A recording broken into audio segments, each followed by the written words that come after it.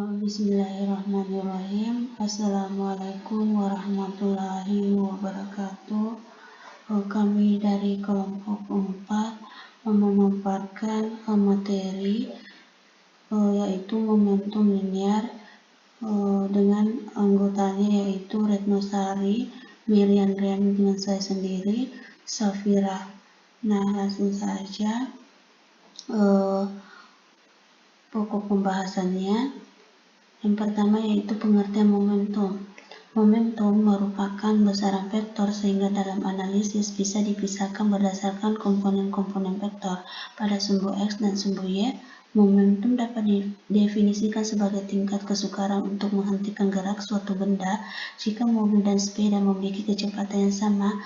Vm sama dengan Vs terlihat dari gambar di atas bahwa dampak dari kerusakan ternyata mobil memiliki dampak yang lebih besar dibanding sepeda ketika menabrak pohon. Hal ini membuktikan bahwa mobil yang masanya lebih besar daripada sepeda, mv lebih dari ms, akan menyebabkan gerak benda tersebut sulit dihentikan sehingga dapat disimpulkan bahwa Vm. Yang selanjutnya kita bisa melihat seseorang yang memiliki peluru.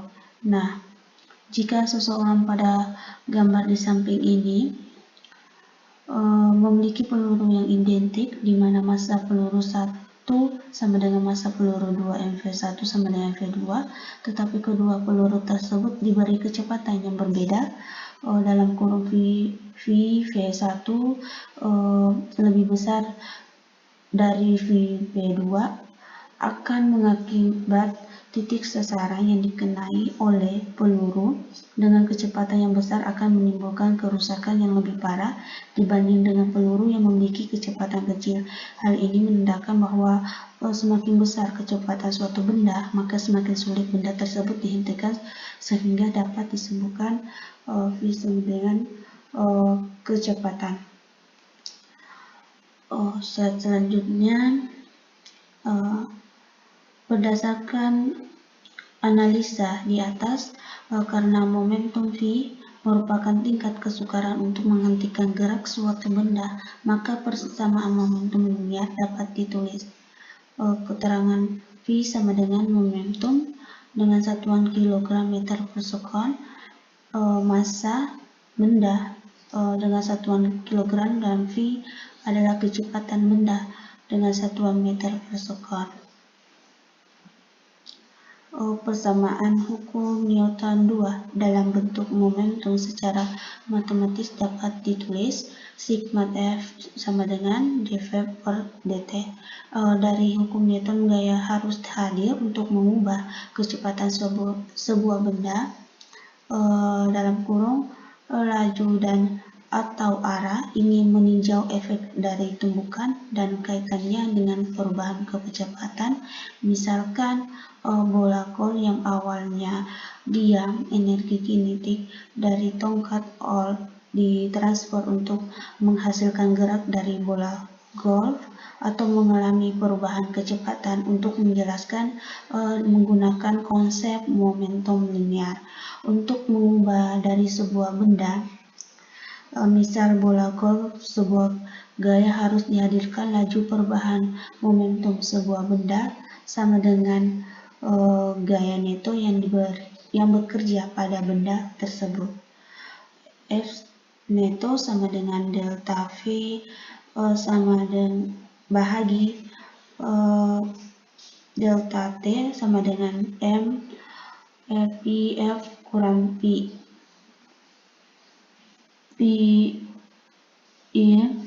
per delta T sama dengan M kali A, atau delta P sama dengan F neto kali delta T.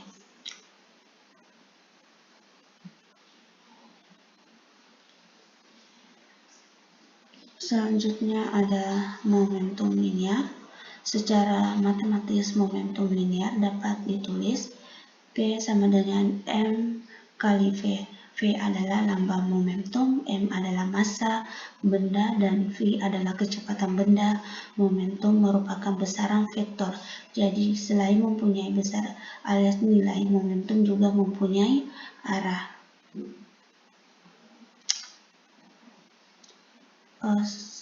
Hukum kekalahan momentum. Hukum kekalahan momentum linear berlaku jika gaya luar sama dengan nol. Syarat terjadinya hukum kekalahan momentum yaitu tidak adanya gangguan atau gaya dari luar yang memengaruhi momentum sudut. Hukum kekalahan momentum secara matematis dapat ditulis sigma V sama dengan sigma V aksen. Momentum sudut pada gerak rotasi disajikan dalam bentuk analogi dengan momentum linear pada gerak translasi. Apabila sebuah benda yang berotasi dengan momen inersial mempunyai kecepatan, maka momentum sudut benda itu didefinisikan sebagai vektor. L sama dengan I kali sudut momentum sudut.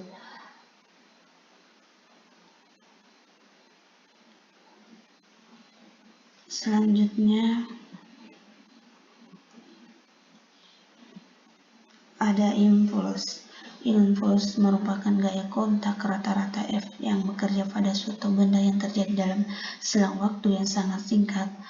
Untuk memahami konsep impuls, kita bisa memperhatikan gambarnya yang di bawah ini.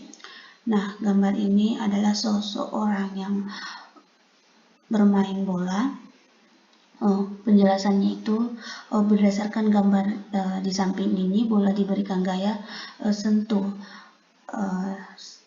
dengan selang waktu delta t yang sangat singkat. Jika diberikan gaya F yang sama tetapi selang waktu sentuh delta t yang lebih lama, maka akan menimbulkan efek pada bola tersebut kurang maksimal dibandingkan pada keadaan pertama. Efek dari pemberian gaya rata-rata F pada suatu benda dalam selang waktu delta t tertentu inilah yang disebut sebagai impuls. Selanjutnya ada hubungan impuls dan momentum. Hubungan impuls dan momentum, hubungan impuls atau I dan momentum V. Suatu bola yang mula-mula bergerak dengan kecepatan V1 diberikan gaya sebesar F. Gaya tersebut bekerja pada bola sehingga mengakibatkan bola tersebut bergerak dipercepat dan kecepatannya berubah menjadi V2. Dalam kejadian ini bola akan bergerak dengan percepatan konstan GLBB dalam rentang waktu delta t sehingga berlaku hukum 2 Newton. Hukum 2 Newton dan dapat dituliskan yaitu sigma F sama dengan M kali A. F sama dengan M dalam kurung V2 kurang V1 per delta T. F kali delta T sama dengan M dalam kurung V2 kurang V1. F kali delta T sama dengan M kali V2 kurang FV1 sama dengan V2 kurang V1 atau I sama dengan delta V. Jadi berdasarkan penurunan persamaan hubungan antara impuls dan momentum di atas, dapat disimpulkan bahwa impuls yang dikerjakan pada suatu benda sama dengan perubahan momentum yang dialami benda tersebut, yaitu benda antara momentum akhir dengan momentum awal. Nah, jadi itulah pemaparan dari kelompok keempat. Mohon maaf apabila ada kata-kata yang kurang baik. Saya akhiri. Wassalamualaikum warahmatullahi wabarakatuh. Bismillahirrahmanirrahim. Assalamualaikum warahmatullahi wabarakatuh. Kami dari kelompok 4 untuk membuat tutorial bagaimana cara membuat daftar isi otomatis. Nah, kita pilih dulu materi yang kita ingin membuatkan daftar isi secara otomatis. Langkah pertama itu sini kita pilih ada beberapa pilihan heading. Nah, saya sudah sini headingnya saya itu ganti judul dengan subjudul supaya aku gampang untuk mengetahuinya.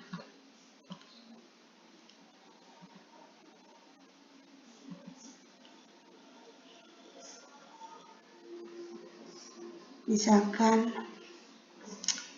momentum linear, kemudian kita headingnya judul, kemudian judul. Nah, ini ada subjudulnya,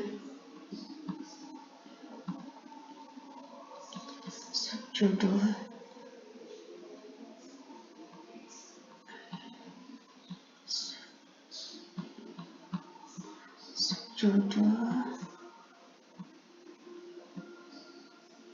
Setelah semua selesai, kita tinggal klik reference.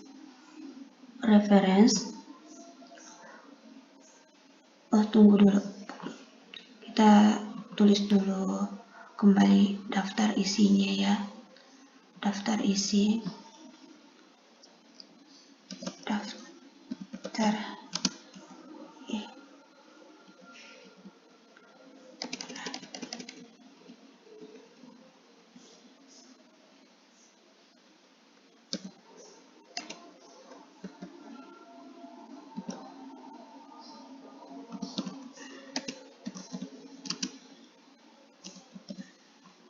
kemudian kita blok.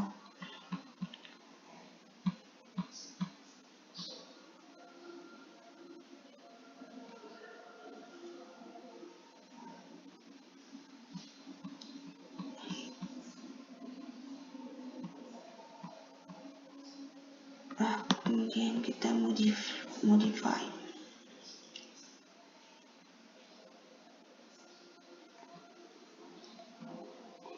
Kemudian kita klik paragraf,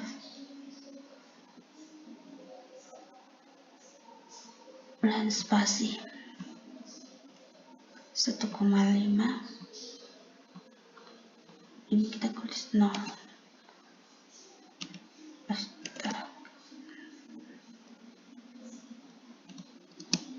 Oke. Kemudian kita rata dengan, kemudian hurufnya ukuran fontnya 12 dan kita bold. Kemudian kita ganti warnanya jadi hitam. Oke. Kemudian kita klik refresh, kemudian kita klik yang ini.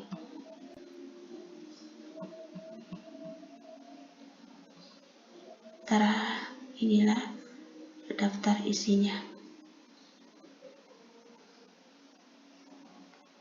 Sudah terlihat. Oke, sekian dan terima kasih. Semoga dengan tutorial ini bermanfaat buat kita.